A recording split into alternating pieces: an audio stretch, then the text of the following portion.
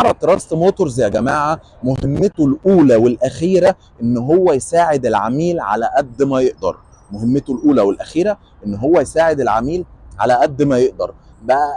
باقل امكانيات وباقل الوقت هقدر اوفر لك العربيه اللي نفسك فيها، وباقل من 24 ساعه اي عربيه نفسك فيها هركبها لك. لو انت موظف او صاحب عمل هركبك العربيه اللي نفسك فيها، وممكن كمان تركب بدون مقدم. لو انت موظف او صاحب عمل تقدر تكلمني. انا اسمي رائد، وده معرض تراست موتورز. مهمته الاولى والاخيره ان هو يساعد العميل على قد ما يقدر. في اقل من 24 ساعه اجراءاتك كلها بتخلص، وفي نفس اليوم بتيجي تنورني في المعرض، تدفع مقدمك وتستلم عربيتك تروح بيها.